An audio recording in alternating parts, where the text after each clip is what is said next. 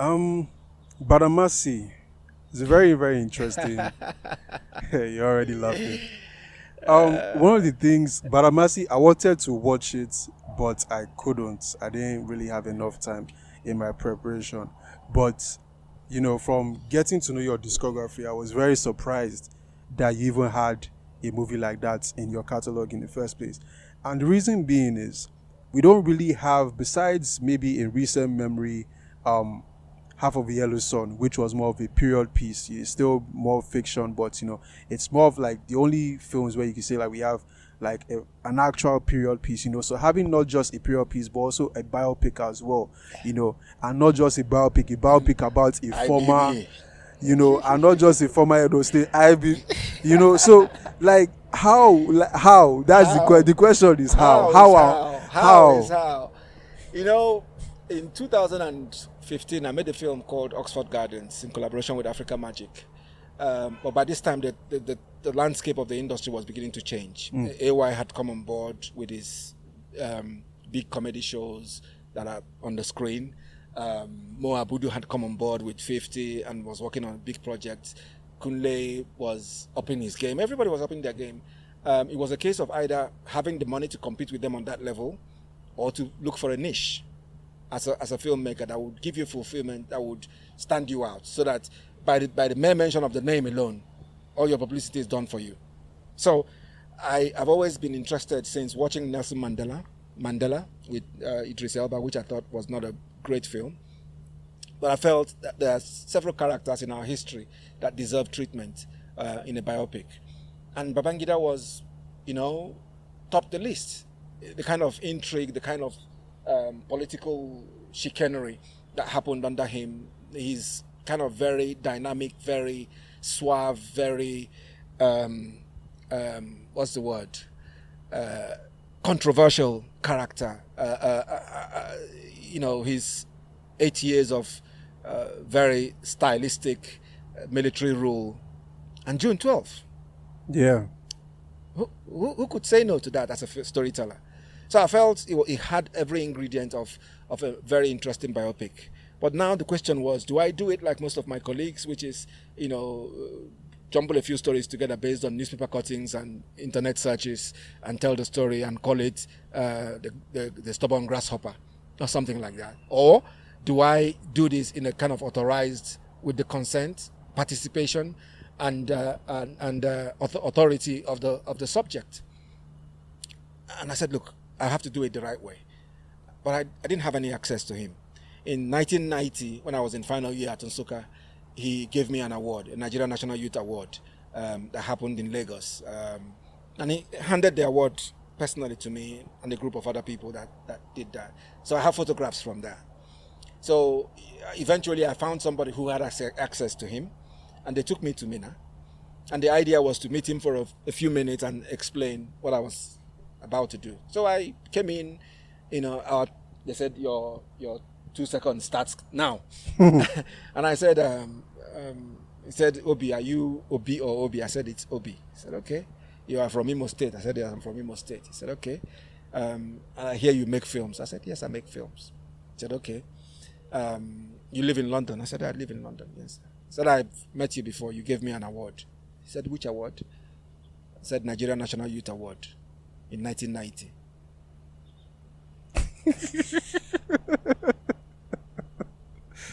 Have proof.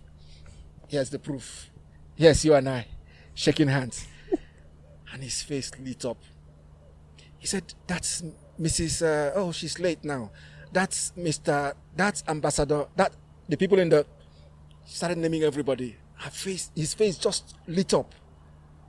My 15 seconds turned to 2 hours. Wow. It was a case of, okay, tell me about, what do you do? What films did you make? I said, I made a film called The Mirror Boy. He said, Mirror, what? I said, The Mirror Boy. He said, I've seen it 3 times. I said, Oga, not lie. I said, wallahi, Oga, not lie. This literally what I said. I said, it's a lie. He said, isn't it Genevieve and the Small Osita? I said, you see what I'm saying? You've written books. Nigerians will come to the lunch, take the book, put it on their shelf, and that's it. Nobody will read it. But me, village man from Imo State, that's South local government area, is able to reach you. Is able to reach into your living room and tell you the story of the Mirror Boy. You've watched it 3 times. Imagine how many people you will reach by making your story into film. So you've kept quiet for a long time. You've allowed people to use conjecture and rumors to fill in the gap. As life is staring you in the face, as you're getting older, maybe this is the time for you to open up. Do a mea culpa and say, this is what happened on my watch. Apologize if you like, but tell the truth.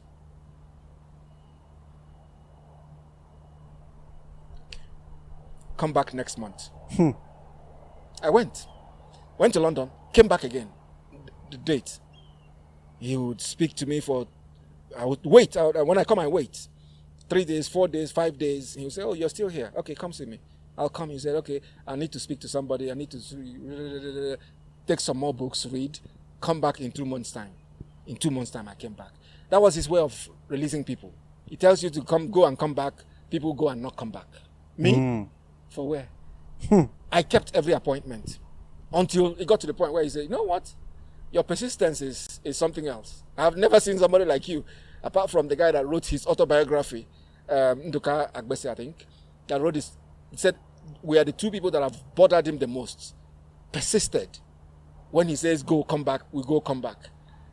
For that reason, he's going to do this. So he sat down with his son, Mohammed, and no holds barred. Any question I wanted, I asked. Delegiwa, Letter Bomb, Maman Vatsa, Okaku, Biafran War, Buhari, Abacha. And the one he forgets, his son would say, I took notes, went back, wrote the script, now started looking for money. So, incidentally, the film was not allowed to be released in Nigeria. Wow, really? We wanted to open in the cinemas.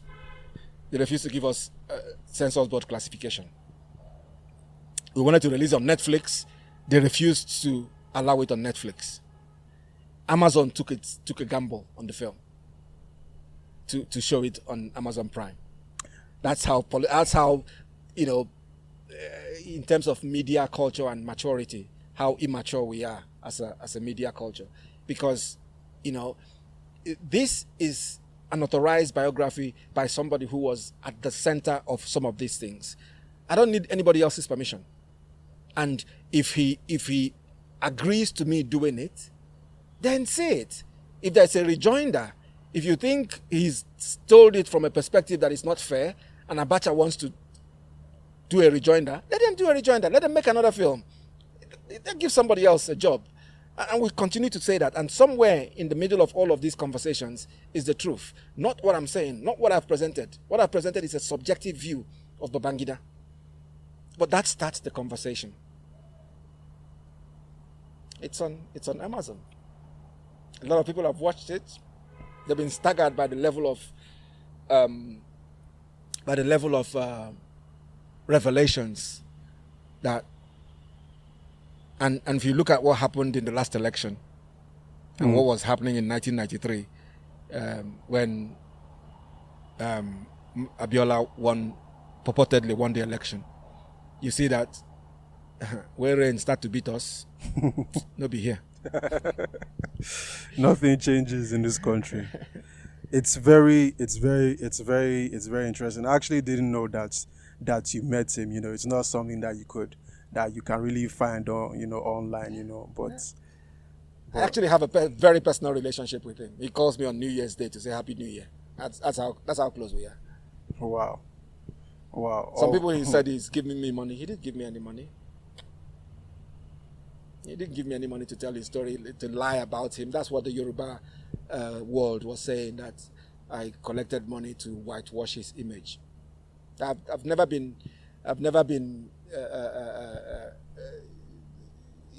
hidden the fact that this is his perspective. This is an authorized biography from him, from his point of view, of something that we all know about historically. And he has a right to say his side of the story. And it's for somebody else to do a rejoinder, make another film from a Abacha perspective, and then from a Abiola perspective. The more the merrier. Yeah. But your own was to open the door. Yeah. Why do you think more filmmakers, especially Nigerian filmmakers, don't take this approach? It seems like a lot of people are aware. It seems like we're so comfortable. I don't know whether it's being comfortable in our ignorance or comfortable in our trends, but we're very, very averse to change, in this country. So, the more things change, really in Nigeria, the more things change, the more things stay the same, So especially like, recently in our political atmosphere and things like that, people are crying and complaining, and there's a lot of fire coming from, the youth movement, from a lot of young Nigerians right now. But for someone like me that actually knows the history of Nigeria and actually like done my research and going to read about these things, to your point, these things are not really new. People are saying that this is the worst election we've had. But if you're saying that this is the worst election that we've had, then it means that you don't know anything about all the elections that have, exactly. Yeah. So it's very, we're in very, very interesting times in Nigeria. And I feel like one of the things that can actually shine light on these issues is if they actually presented to the Nigerian movie people in forms of movies and series. Based on my experience, a lot of people will not be chomping at the bit to go and tell a historical story, because if you are working in an environment where an international streamer, in quote, would ask you to go and get a letter from the government before they release your film. If even they cannot release a film like that, then it beggars the question, who can? Is it the cinema guy who's Lone Ranger, sole trader, showing some films to feed his family, that would take the risk? So, people are afraid of repercussions. People are afraid of being caught in a political web, like I was caught in a political web. The film was finished in 2019. It didn't get on Amazon until last year. Wow. In that time, it only showed in London. So it's something that frightens people, especially of the political nature. So if you're doing a biopic on a businessman, Dangote, for argument's sake, it could maybe not you're not going to be stepping on 1,000 toes. But if you're doing a biopic on Gowon, or you do a biopic on Ojukwu, somebody will say you're taking sides. And unfortunately, that's where we are. I guess in the future, when we become more media enlightened, it will be easier to do these things. And hopefully, there will be a distance between the period when it happened and the period when it's being shown. Because that's also important, to have a kind of gap between the occurrence and the recreation of it. Do you think there's a solution to this? The solution is for people to continue to make films and to respond to the artistic urges. Unfortunately, what has been happening is that if you look at some of the films that have been commissioned by the streamers in Nigeria, they've concentrated on violence, sex, nudity. Yeah. And it looks like that's what people want. No, that is what is fed. And people would say most of those projects were not commissioned. Yes, they were not commissioned by those streamers. But because people are following the money, if they've bought a film that is set on the moon, all of a sudden you want to set yours in the stars, because that is what they're looking for. They're looking for interstellar projects. If they've bought a film that has a certain amount of nudity in it and it's trending, you shoot your film, you add some nudity. That people are entrepreneurs. They're responding to the market. They're following the money. So all Netflix and Amazons of this world and Paramount of this world have to do is to lead with a certain project. And everybody will follow because we are following the money. So there is a long way for us to go to be able to become independent again, which is what made Nollywood. Nollywood is that independence, and you make the story that you want to tell, irrespective of how bad the quality is. But you still sell it because, that's what made Nollywood Nollywood. But gradually, that's sipping away from us. We are being dictated to. Our taste buds are being conditioned to accepting certain things. It's happening gradually. Before we know it, We've lost everything. That independence, that originality, that stubborn identity that made us the most successful fringe film industry in the world. And once it's gone forever. Mr. Obi Emelonye, thank you very, very much for this interview. It was very enlightening. It's midnight now. You say it's midnight. Thank you. No problem. Thank you very much. My pleasure.